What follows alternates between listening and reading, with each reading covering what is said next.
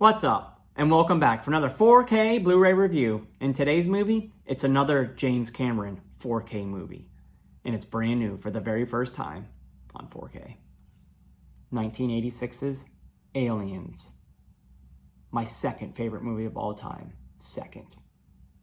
I've owned the DVD, I've owned the Blu-ray for years. And I always thought the Blu-ray didn't look as good as it could. So super excited to get it on 4K. And it does look better than it ever has. But, there's still controversy. It looks pretty fantastic on my setup.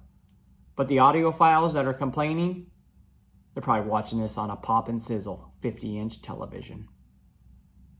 The only thing wrong about this release is the cover. They should have just used the poster. Much like their previous releases on DVD and Blu-ray, this film contains both the theatrical and the 17-minute longer special edition. That's the only version I ever watch. It's so much better. Those sentry guns, amazing. Plus, it shows the colonists who set up a shake and bake operation on LV 426. Hadley's Hope.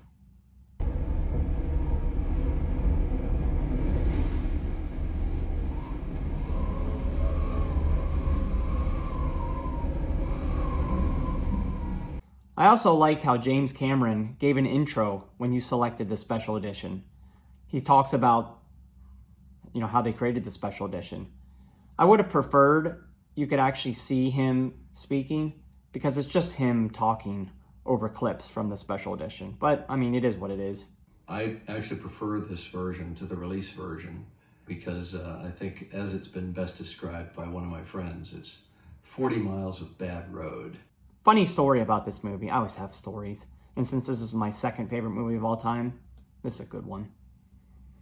In the 90s, you couldn't watch the special edition unless you had a Laserdisc player. The Alien Quadrilogy on DVD, I think, came out in like 98, 99. That was the first time it was available with the special edition because the VHS didn't have it, unfortunately. But Laserdisc did, and I didn't have Laserdisc, but I bought a Laserdisc player. It was like $700 Pioneer. And it was a $100 Aliens Laserdisc with the special edition on it. Each Laserdisc held 30 minutes. 30 minutes of the film. So I had like 6 or 7 discs that I had to record the Laserdisc to VHS tapes just so I could have that special edition. The 90s. Tapes. Again with the tapes. Terrible. In any case, James Cameron took Ridley Scott's 1979 horror flick Alien and turned it into a science fiction action flick with tons of xenomorphs, facehuggers, and the infamous Queen. This is classic Cameron at his best. And the cast is really good too. You had Bill Paxton, Michael Biehn, and of course, Sigourney Weaver. And Paul Reiser, that weasel. Yo! Stop your grinning and drop your linen. Found them. The movie picks up 57 years after the events of Alien. Ripley is drifting in space but gets picked up by a deep salvation team. She gets taken in where she discovers that colonists have landed on LV-426, but the company, Weyland-Yutani, has lost contact with the colony. So they send in the Marines alongside Ripley and that weasel company man, Paul Reiser, or Burke. There, they discover the colony is empty, but they eventually run into the aliens and all hell breaks loose. It's up to the survivors to get off the planet before it blows, but that is more difficult than it seems with over 100 aliens running around and even the Queen. Let's rock!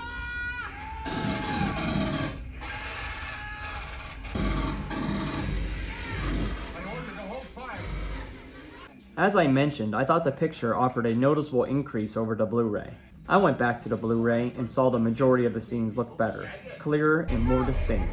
My only gripe was that the 185 image in Dolby Vision wasn't in 2351 to take fully effect of the benefit of my theater. But it's always been this way, so can't really complain too much.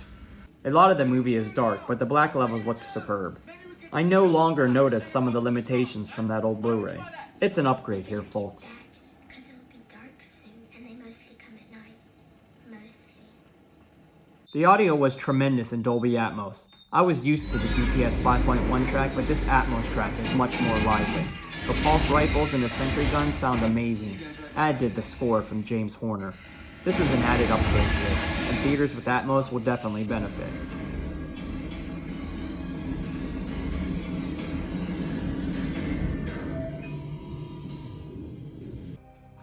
In terms of extras, most are on the included third disc, which includes several making of docs from conception to release, the design of Aliens, which features some concept art, as well as some galleries and video segments from pre-production to post-production. There's over 4 hours of stuff here. There's also some stuff on the Blu-ray disc, such as 2 isolated scores, there's an audio commentary by James Cameron, and then you can access the deleted scenes right from that disc. But if you have this, the Alien Quadrilogy, I'm sorry, this is the anthology. The Quadrilogy was the DVD. I don't even know if I have that anymore.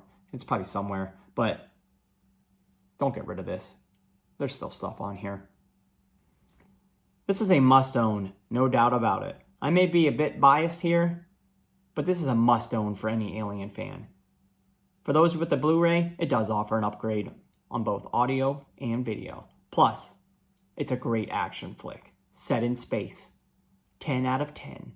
Well, that's today's review. Come back again for another 4K Blu-ray review.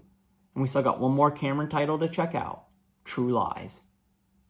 So stop back to check it out. We're out of here. Make sure to like, subscribe, comment, and share, bruh.